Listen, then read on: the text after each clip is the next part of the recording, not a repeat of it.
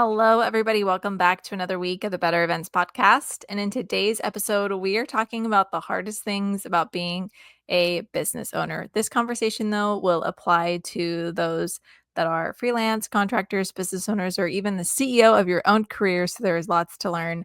But before we get into the episode, we want to remind you that today is a very special day. It is October 1st, which is the day of our virtual Better Events conference. So we would love to invite you. If it's in the morning and you're listening to this and you're like, oh my gosh, I actually have a free day today, we invite you to join us for the virtual day today. You can still get your tickets. Just head to bettereventspod.com/conference and it will link you to our platform where you can still purchase a ticket for today. We're going to be going most of the day through to the early afternoon. And so we would love to have you join us if you're not doing anything today and haven't bought your ticket yet. Tickets start at just $55. So come and check it out. Now, with that, let's go ahead and get into today's episode. Welcome to the Better Events Podcast. Join two event strategists, Logan Clements and Mary Davidson, who believe we can all create, host, and attend better events. In this podcast, you will learn about event strategy and actions that you can use today as an event host, planner, or manager. Hear directly from the people who are creating innovative and inspiring events today and tomorrow, and grow your business along the way. Now, let's get started, and thanks for listening to the Better Events Podcast. Hi, friend. Welcome back to another episode of the Better Events Podcast. I'm one of your co-hosts, Logan Clements, and I'm joined by fellow co-host Mary Davidson. And before we dive into talking about hard things as a business owner, part 2, we're going to do our conversation starter as we always do each week. And Mary, this one's because I feel like it's fall. We're fully in fall once we hit that calendar hits October. But what is the first fall movie you're going to watch if you haven't already? No judgment. Well, now that you said no judgment, what am I going to say? I haven't yet. I've started watching Gilmore Girls, like the show, which is very fall related, but movie, I think the first one might be Halloween Town, but I just saw a reel about practical magic, and I don't know if it was filmed in Washington, but it was Whidbey Island, and it was showing all these places that were like in practical magic, maybe. I don't know. So now I'm like, maybe I'll watch that. So we'll see. I'm excited though. I'm dying, Mary. We are the same person. Is that what you're gonna say? Yes. Oh my god. I was like, first thing I'm going to say is Halloween Town, obviously, because I can't handle scary movies. And that's like kind of scary, but not really. It's a Disney Channel movie. And then I was like, Practical Magic was the other one because I just watched that for the first time like 2 years ago and was like, oh, this is such a good, again, like cozy fall, but also, again, a little bit of magic and like Halloween thrown in, but like not too scary. So, That oh my God, is hilarious. We've been doing this long enough, clearly. Whoever watches it first, now it'll be a race. Yeah. Well, I'm excited to watch all of the movies. And also, we're excited to share and remind you about the 2025 Better Events Conference. The virtual day is happening today. Actual day. You can still join us if you haven't signed up. This episode drops bright and early in the morning, and it starts 9 a.m. Pacific Standard Time today. Tickets are still on sale. So if you're like, oh, wow, I'm actually not doing anything today, please come join us. Genuinely, we'd love to see you there. And then we also, when you buy your tickets, you can purchase the ticket for the in-person day, which is on Thursday, December 18th in Seattle. So that is also an additional option coming up for you as well. Now we're going to transition into our topic today and why we chose this. So we are talking about the hardest things about being a business owner. This is part 2. We did a similar episode, which was number 113. If you want to go back and take a listen, it actually was a pretty good episode, but we're going to recap it here today as well. But we talked about hard things at that time, and we're doing it again. But before we do, we'd like to start off with an inspirational quote, which we did in episode 113, but I thought, well, how can we not do this again? By the queen herself, Kelly Clarkson. What doesn't kill you makes you stronger. And that's what today's going to be all about. We love a Kelly Clarkson quote. Again, it's so true. Good job, Queen Kelly. But also, listeners, like 113, we've done so many episodes. This is 225. But Mary and I had to remind ourselves, this was 2 years ago that we recorded this episode. So if I were you, I would go back and actually listen to 113 if you haven't, because there's a lot of relevant info there. And then we are going to kind of cover some of our things that how we've evolved, and maybe some hard things from 2 years ago are no longer hard. Woo, we hope. Some are probably still very hard. And we'll probably add to it because, yeah, what doesn't kill you makes you stronger. Kelly Clarkson. Absolutely. She said it best. And whether you're a freelancer, a business owner, or a contractor, like this is absolutely applicable for you or thinking about going into business. So hopefully we'll touch on all the points. Yeah. And Mary, you know what I'm going to say to that is also, even if you work for someone else, we are all the CEOs of our own career, and your career is like your business. So there might be something here for you. First question, Mary, because we started similar to this back in 113, but answer as 2025 you. What is the current hardest thing for you right now as a business owner? I already have anxiety about this episode. It's fine. The hardest thing for me right now is just figuring out what I want, honestly. Like, what do I want my business life to look like? What do I want to spend my time on? Um, Recently, we had a change in staff, which has given me the opportunity to reflect on what I actually want and how I want our team to function. And so it's in this kind of interesting situation where I'm just trying to figure out how to structure it and then what I want because that will affect how I spend my time, if that makes sense. So, yeah, I don't really have any answer to that, but that is a hard thing right now. So, Logan, what about you? What's your current hardest thing? Well, we're just going in deep from the start, listeners, because I feel like my biggest challenge is honestly, I'm giggling because you have to laugh at yourself a bit sometimes. Like, kind of an existential crisis of like, what is the point of it all? And I say it with a smile on my face, but just this year, again, I lost my mother in law this year. I am dealing with grief in a way I've never had to deal with grief. I also have an ailing family member on my side of the family. And those things have just felt so big and so heavy. And I know at my core, I love what I'm doing, but I feel like I've had moments through this process where it's been like, well, what's the point? At the end of the day, it's like you have your health, you have your relationships. Like these are important things. And I think I just found myself questioning a little bit about the point of what I'm doing as a business owner. I don't think, don't be alarmed, listeners. It's not me trying to like quit what I'm doing. But I'm definitely approaching things from a bit of a higher level right now of just trying to reevaluate the why behind my day to day as a business owner. I love that you're sharing that, Logan, because I feel like it is a moment of gasp, like Logan's not doing events anymore, but that's not at all what you said. But I think the reality is we all get to some point, probably multiple times in our careers where we have this type of thought process. So it's very normal. Like, and even though it sounds terrifying for you to like say that, I think it's a very normal thing. So anyway, validating what you said. Um, okay, so let's switch in. We have three categories. We did this last time. And we're going to put our hardest things into these categories. The first one is it's a you problem. So this is stuff that's like your mindset, your boundaries, like personal struggles, those types of hard things that we go through in business and in our careers. So, Logan, can you share a little recap of what you shared about it's a you problem last time and what one of your hardest things are in regards to that this year? Yeah, again, a lot of stuff resonated with me when I went back and listened back to 113. I think a you problem, and I'm saying a me problem I had back then was talking about embracing the mental jungle gym or anxiety I get around some new roles or bigger projects that I'm used to.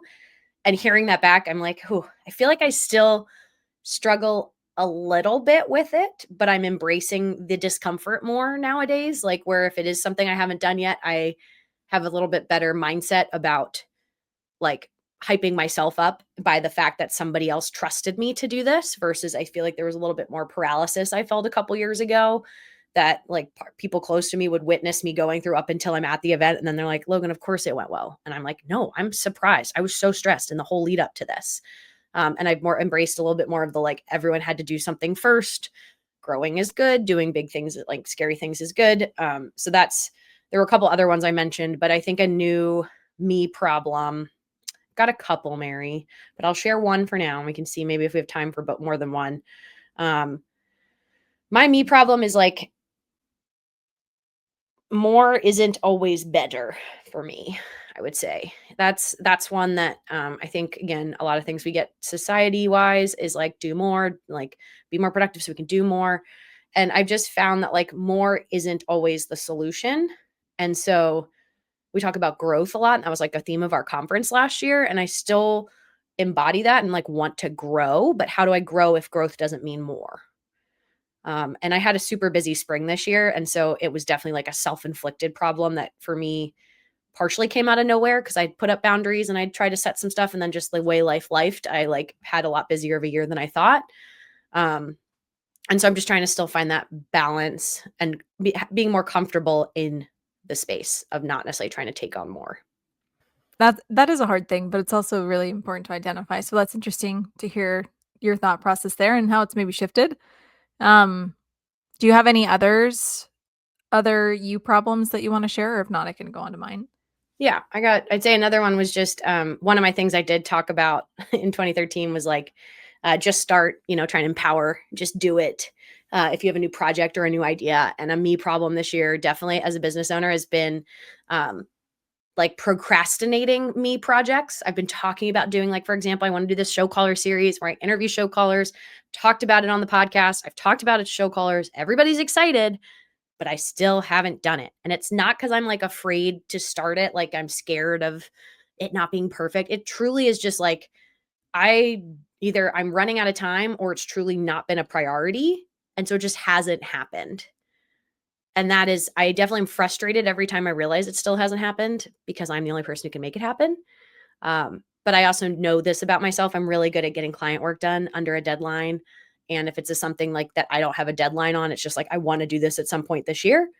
It's very easy to move that on my planner from week to week to week to week. And all of a sudden now we're in October and I still haven't done it.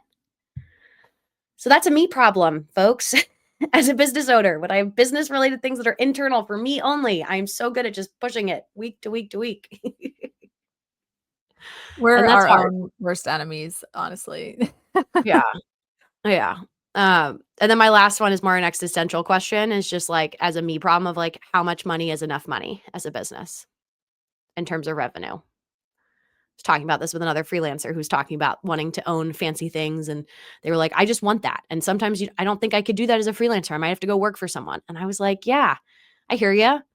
But I also like when I've had family going through some health stuff, I've been able to be like, drop everything and just go be there for 3 days.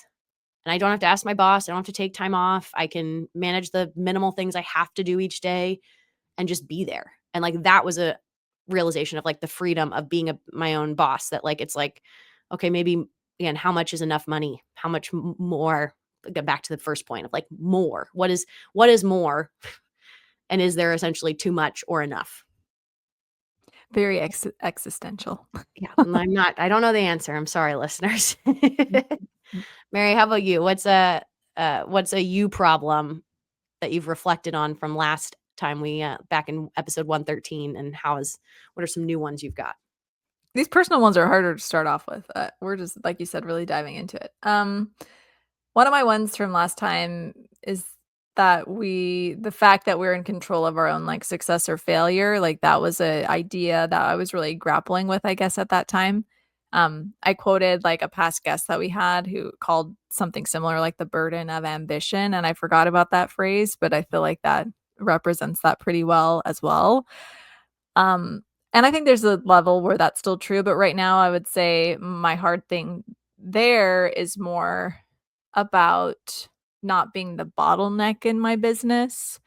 I heard someone say that. I don't remember who it was. I actually think it was on some random Instagram ad that I got about business, but I was like, yeah, yeah. So I wrote that down on my whiteboard and I'm like looking at it right now. Because I'm trying to get things to kind of flow without me, to be honest. And if I'm the one holding things up, that's something that I've really been thinking about. So yeah, I'd say that's one of the hard things right now. Um, Another one that I mentioned last time was time management, but now I feel like my issue is just being how to be okay with slow moments.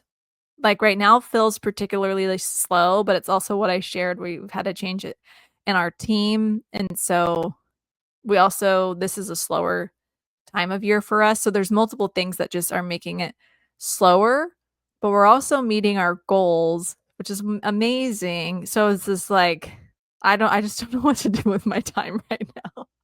It's like a happy situation, but I like long term, I don't really know what to do. So I'm just trying to be okay with the slow moments, which we have an episode next week with a guest who's talking about slowing down. So I'm sure I'm going to learn a lot about the importance of that. So maybe I need to embrace it right now. But currently, I just am sort of like, doo doo doo. So obviously, there are things going on and staying busy. But yeah, I don't know. I don't really know what I want. So yeah, I think that those are most of my you problems. Something else that I've noticed and I feel like we've advocated a lot for here on the podcast is taking the time to talk to other event professionals and just like network and have those conversations. And I do feel like the way I built my business from the beginning was being open to conversations. I would meet random people, like we'd randomly connect on LinkedIn. I would try to schedule a time with them. We would meet and we are still connected and we have given each other business. Like these amazing relationships that I'm not doing that right now. I'm not really just reaching out to anybody. At the beginning, I had a mindset of like, I'm just going to reach out and they can say no, you know? And I've said that before and I still think it's true, but I don't do that anymore. I haven't spent my time doing that kind of outreach. And I am trying to decide if that is a problem or not. So I think that's my last hard thing that once again is a personal problem. So there you go. Just putting it out there. We can do hard things, but yeah, the you problems are real big, folks. Just like kind of our last question here, Mary, a spicy question. Has there been a moment in your business journey where you seriously considered quitting? What pulled you through? Well, Logan, I think you just said yes. That's what you're thinking about right now. No, I'm just kidding. I'm putting words in your mouth because I don't want to answer the question. Yes, of course there has been. Absolutely. I would actually say probably January of this year, I was like, I don't know, this is really worth it. And here we are. So yeah, I don't have any like deep specific example, but absolutely this happens. I think this happens to all of us. Um, and what pulled me through? For me, it was having some type of like goal to work towards, which I think is probably something I need right now again, because I just said we're about to meet our goal. So I think that's kind of why I don't know what to do next. So it's just figuring out what that progression looks like, even if it is a different kind of progression, like it's a different kind of goal or a different type of growth, which we always talk about. Logan, what about you? Has there been a moment where you've seriously considered quitting? I mean, I want to say no, because I will say my existential crisis is more like, what is the point of everything? Not specifically being a business owner. It just like, like caught myself being like, what is the point of emails? Emails are stupid. Like when you're dealing with big, heavy life things, it's like this email does not matter, which like, I'm sorry, listeners. And if you're a client listening, emails matter, guys. I definitely understand. It's just when big, heavy things are happening in life. Yeah. You got to let some things kind of fall through for now. But I have not, I like to think I trust my gut, and have not had a feeling of wanting to quit, like being my own boss or being like a small business owner. I definitely had that when I like started my business, like when I quit my full-time gig to go freelance. Because I always say I'm an accidental business owner. Like I never was like, I want to be an entrepreneur and start my own thing. It was like I was truly just like tired and burnt out and needed a break. And that is what my business was founded on. I was like, I needed a break, I needed space. Um, so I don't think it's necessarily like a moment of where I wanted to consider quitting. I feel like when I first started, there was a moment probably 2-3 years in where I was like, I'm not making the money I necessarily want to make, and that's stressful. And is that stress worth it? But what's gotten me through has been like my mantra. And I say this to anyone because say my toxic trait is convincing other people to start their own business or go freelance. But I always say like corporate America or corporate insert whatever country you're in will always take you back. You can always go back and work for someone if you want, if that's something you feel like that's your need. But to this day, I still love doing what I'm doing. And over the years, my like what I'm doing has evolved in the event space, but I still do really like working for myself. And I am not lying when I say I speed date companies, when I work for other companies, that I'm not open to the opportunity, the possibility that one company is like, hey, Logan, we love you. Let's hire you full time. Maybe I'd entertain it. and like think about it. But right now that opportunity either hasn't presented itself, or folks I've worked with, I've been like, I enjoy this lifestyle for 2 months. And then I'm very grateful that I don't have to deal with it until 10 months from now. And then I jump back in, I don't think I could do it full time, because I do still think while we might burn ourselves out as business owners, I think a lot of event roles internally also really burn you out. So you're not necessarily, saving yourself from one thing. Oh my gosh, those are such good thoughts. Yeah, I completely agree. Doesn't make it easy, but yeah. Well, yes. I could keep going, but we will transition to our next category, which is the business of business. So this is talking about like operations, decision making, growth, those types of things. So Logan, can you recap the business of business struggles from last year or from 2 years ago and what they are now? Yeah, I think if you go back to my business to business ones from episode 113, I mean, a lot of them were really good, to be honest. Like, if I was just starting out, I would go back and listen to those because they still ring true. I talked You're about like, like, I did a good job. Go I back. did, Mary. I would give myself an A for They were my good. answers Yeah. 2 years ago, because I do feel like, I mean, what was that? Now I'm actually, yeah, now officially this month will be 9 years in business.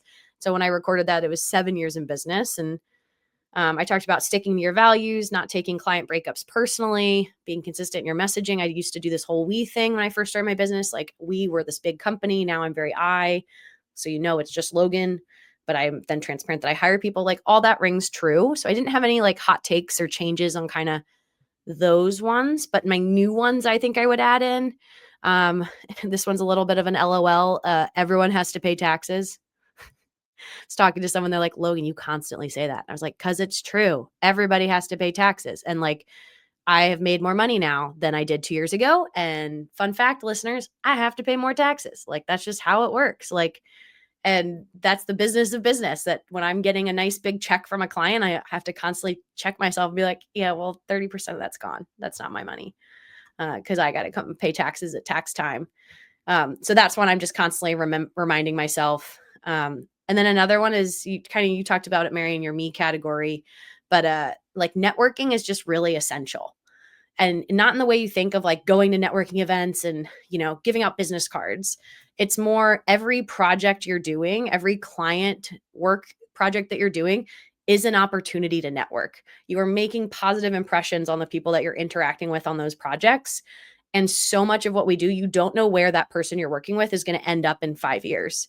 They could be the CEO at another company, or they could be the event lead in another company, and they had a positive experience with you now, and they think of you again later on. And that's just one I feel like I'm constantly trying to remind myself, especially when things get stressful and hard, of just being like aware, where's your safe space to vent, and where do you need to make sure you're kind of just putting that best foot forward. And you never know where folks are going to end up. And especially as a business owner, it's like encouraging, but also can feel stressful. Encouraging in the sense that you don't need to go to all those networking events, but stressful in the fact that you are representing yourself at all times as a business owner. I have one more, Mary, that I can share. Share it. Let's hear it. And I will say with the networking events, we could literally spend our whole life going to networking events. Like, so I love what No. you said, because I mean, there's a balance there, absolutely, but it's so important to find people to be able to chat with all of these things about. So anyway, I Yeah. concur. Go ahead on your next one. Well, but even just to go back to like that, yeah, I think it's even like if you're feeling uninspired or you don't have event leads right now, you're like, Logan, it's October. I have so much availability from now until December. Like, hit up your network. And I mean, sure, post on LinkedIn to everybody, but like go through your contacts. Try to remember, who did you work with and have a positive experience with in the last year, that you could just send them a note, because you never know. Like, those, I've had so much like magic, little pockets of magic happen from those interactions, that often you have to be the nudge to make it happen. But like, that is networking. It's just not the formal part that everyone like panics about, where you're standing in a room with cocktails and cheese. But it can be really, really helpful. My last one I have for business of business is something I remind myself like weekly, probably, is to not negotiate against myself. I have been getting bigger projects, which is amazing. I've been trying to do less projects, but then have the projects that I am doing, be bigger scopes of work or bigger values. And I always catch myself like making a proposal, making a little estimate in my QuickBooks, and then all of a sudden going, oh, that feels high. And not because it truly is high. It's more like I think my client's going to react that way. And I catch myself knocking things down, whether it's in pricing or reducing the scope or something, without even having like put it in front of them. And so I just have to remind myself constantly I need to represent myself at my full ability and just say, let's just throw it out there, or give them a couple options, but like just throw it out there and see what they say. Because I'm sure I've missed out on a little bit of money here and there on certain projects because I negotiated against myself and brought it down because I wanted to like people please or make them feel not feel like give them sticker shock on what it would actually take to do that role. And that's business. So I'm working on it. That's business, folks. I really liked what you said, and so I'm trying to think like the direction I want to go with mine because there's many. Last time what I shared was that finding the right client means that you'll have to work on some of the not right clients, and that might suck. And that was a good point, 2 years ago, spot on. I will say I've seen that more now, so I think that holds true. I've shared before that this year was the first year where I've kind of decided there's probably actually two events in particular that we won't do again. Like it's just not worth all of it. And so, yeah, finally getting that point, I think, where it's finding the right clients. But yeah, there have been times when it sucked when you're figuring that out. So I concur. And it's funny to see how long it's actually taken me to get to this point of saying, no, we're not a good fit. I haven't done that in the last 2 years. So Growth, Mary, growth. what? Yeah, it's pretty crazy. But for my new hard things for the business of business this year, they are pretty unrelated to that, I will say, but they're still good. So one of the concepts that I have learned this year is called total ownership, and it's based on a book called Extreme Ownership, but total ownership's a little different. But it's the idea that like you are completely in charge of the success or failure of whatever you're in charge of. So if you're an event manager, you're completely in charge of the event or the success or failure of that event. But for me as like a business owner and like a leader, it is a bigger pill to swallow because if your team is unsuccessful or something happens, then the concept of total ownership is that it's your responsibility. Like you have not set the right expectations or um, policies or something like that. And so it's more about just taking the ownership on. And the idea is that if everybody owns their areas really well, then things flow better. But so with that concept, that's a hard thing. It's a hard thing to like consider that you can do better. You could delegate more, you could be a better leader. And so for that reason, leadership has been something I've been really trying to learn more this year. I'm like, give me all the books. I want to talk to all the people. I want to talk to the leaders and see how they lead because I'm just really intrigued about how people do this thing, to be honest. So that's kind of a hard thing to figure out. Yeah. And that's a good one, Mary. I feel like it is a complex. It sounds simple, I feel like, but Yeah. when you actually dig into it, it's like, no, it's actually very complex. And especially in the context of how we have to lead at events and you with your company, but also your temporary teams you put together for events. Yeah, it's multifaceted for sure and easier said than done. So if you have any like leadership tips, let me know, everybody. But that's been one hard thing for the business of business. And my next thing is it's about sales, which kind of goes into financial, but business as well. Um, I just don't think that cold calls work. and and I feel like I'm seeing that as I try to get more business. And it means that there is such a weight on these referrals that come in, I feel. And referred business, I do think, is the best kind of business. And that, similar to what you've shared, Logan, about your business, that is where we get most of our businesses based on referrals. So I'm so grateful for that. But sometimes when I want to amp it up or fill in like an off season, I'll try to do some cold calls and they just never work. And so I feel like that's not the thing for me. It's not like where I should be spending my time. And that is hard because I'm sort of like, well, I love the referrals, but I'd like to have a backup plan. And I don't know what that is. And like, So, Mary, when you say cold call, are you literally calling people or you mean like the cold email. outreach? It's Yeah. cold outreach. Yeah. Cold emails. They're not like frigid cold. They're like, we're at least in the same area. Like I can mention something they've heard of before, but no, I don't know them. Yeah. Yeah. Interesting.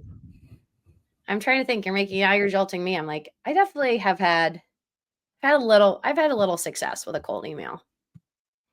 But it takes you, it's like the sheer volume. There's a lot of non-responses. Yes. Yes. And it just makes me wonder if it's the best place to use time. So I don't know. Yeah. Any others on the business of business? Those are all of mine. I think we had a new question for this year. Mary, as a business owner, which is harder for you? The financial uncertainty of running a business, the people management, or the constant decision making, and why? Yeah, this is a good transition question as we go into our last topic as well. And I would say for me, it is the financial uncertainty. And I think that's because I have a team, so I feel that weight more than I have before. Previously, I think I would have answered that differently.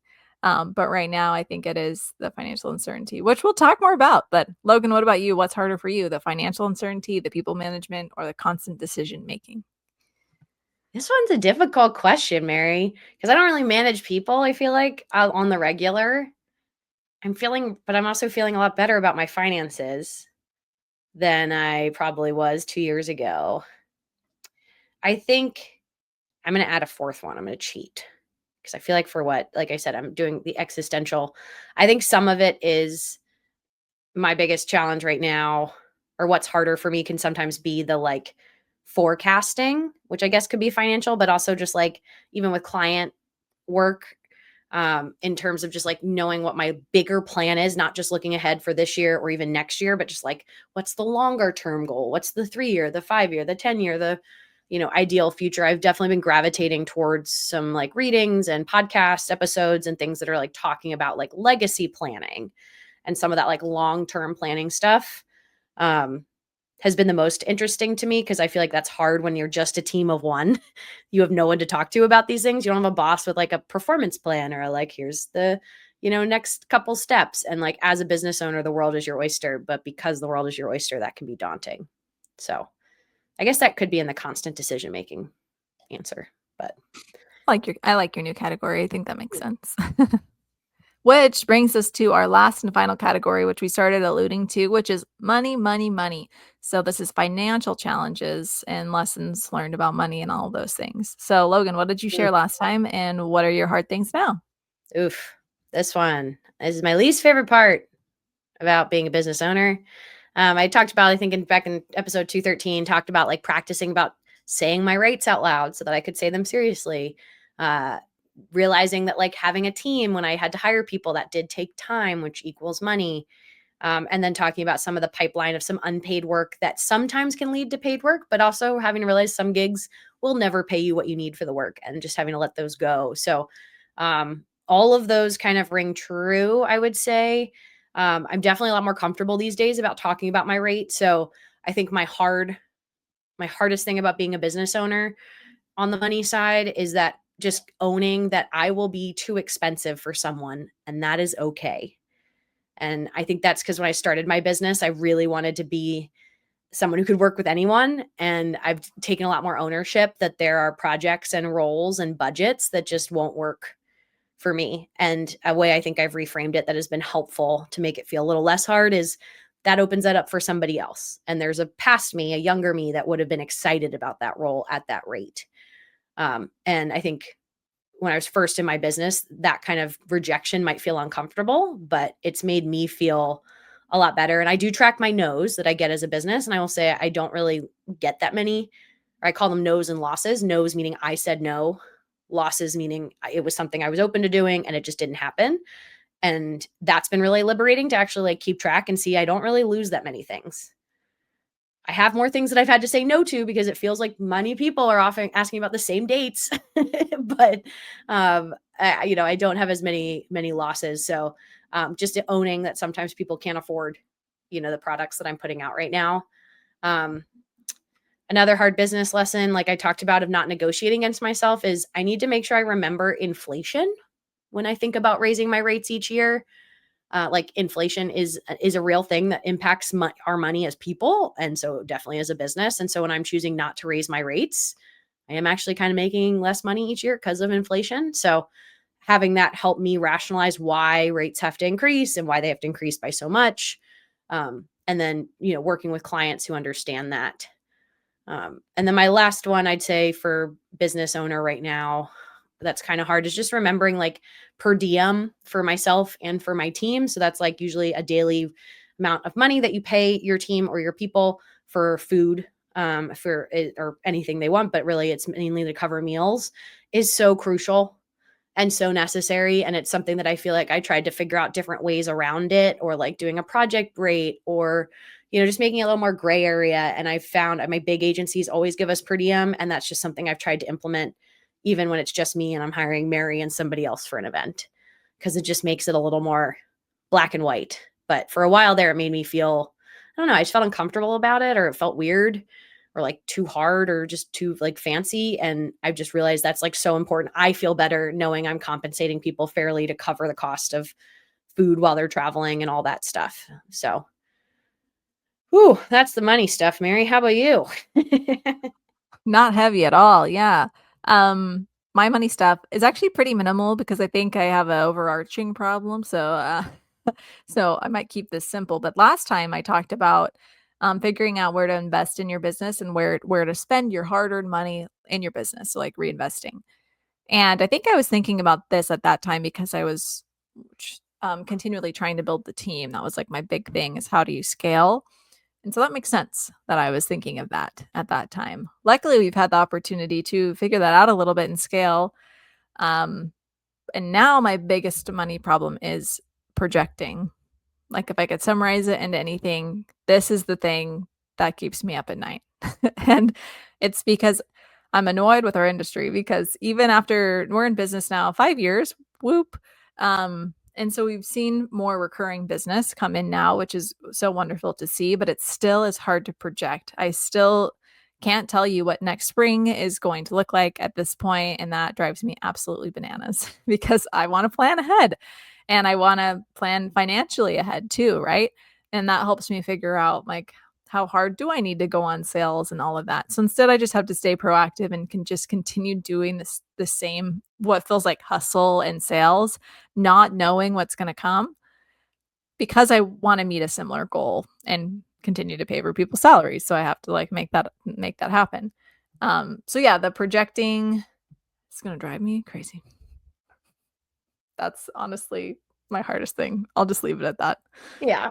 It's hard. I mean, I've talked about it. I have a pretty big potential contract for next spring that I'm still pending on. And it has a knock-on effect, I say, of like, I want to know what that is, because that'll let me know how aggressive I should be for the fall. So I think that's a very real feeling, Mary, that probably resonates with some listeners. But mine is, I wanted to mention this, and I probably should mention at the top of like the biggest challenge. It's something when I was listening back to the episode 113, one of my me problems was like my overall biggest challenge was trying to figure out my workload and like how much downtime I need to recharge. And something I do feel a lot more confident in is my current way of managing my workload. And I realized that because there's a lot of event pros out there I'd been seeing on like Slack channels, and different communities were mentioning like they're feeling a slowdown this fall, and shows just not booking, or things aren't being confirmed, and just concerned that it's, is this a trend? Is it just a now thing? And like, I'm also have a pretty open fall, but like past Logan, I think would be losing sleep over it. And like, oh my gosh, we need to hustle. We need to fill something. And I felt oddly zen about it so far, but I've also had a lot busier of a year. And you just said you'd been saying you're on track to hit your goals as a company. And I will say have not hit my overall goals as a company this year, but I'm not as stressed about it. Like, I feel like talking about that, like, is there enough money question that I've posed too? Like, maybe I don't need more, for the season I'm in and for the stuff that's just been going on for me outside of work this year. Like, maybe that slowdown's okay. I also have this kind of weird mentality where I'm also like, if I start to panic, I can just put the flares out and call people and email everyone I've worked with and been like, hey, who needs help, in the next 6 weeks on their events? And maybe I dig something up. But there's a stronger voice in my head saying, don't do that yet. Like, you've waited this long. Let's wait to see how, a couple decisions that should be getting made in the next couple of weeks play out, to let me know kind of what I have coming for me for the next 6 months.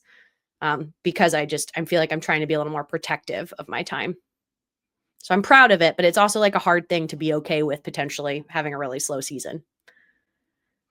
Yeah, absolutely, but it's that taking the moment of slowing down again, and so that's really interesting. You'll have to catch us on the flip side and let us know if you feel that way later. All right, listeners, my bonus tip this week has nothing to do with events and more a life lesson I learned this time last year. It is October 1st.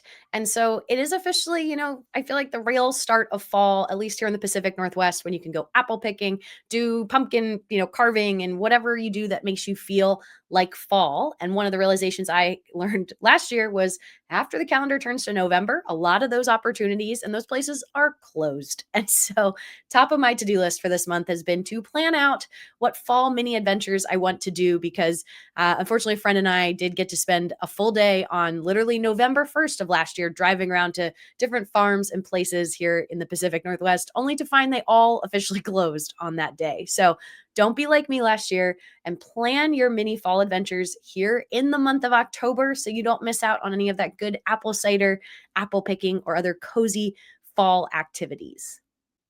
And that brings us to the end of this week's episode. You can follow us on Instagram, Facebook, and LinkedIn at Better Events Pod.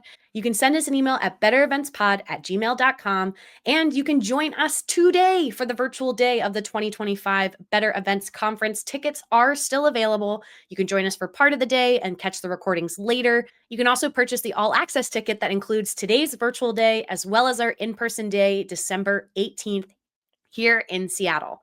You can also connect with Mary and I directly on LinkedIn. Just let us know you heard about us from the podcast. We love hearing from you. And if you want more Better Events content and to financially support the work we're doing here for free, join our private paid community on Substack. As always, we thank you for listening. We'll be back in your feeds next Wednesday, but we will see you at 9 a.m. Pacific today for the 2025 Better Events Conference Virtual Day.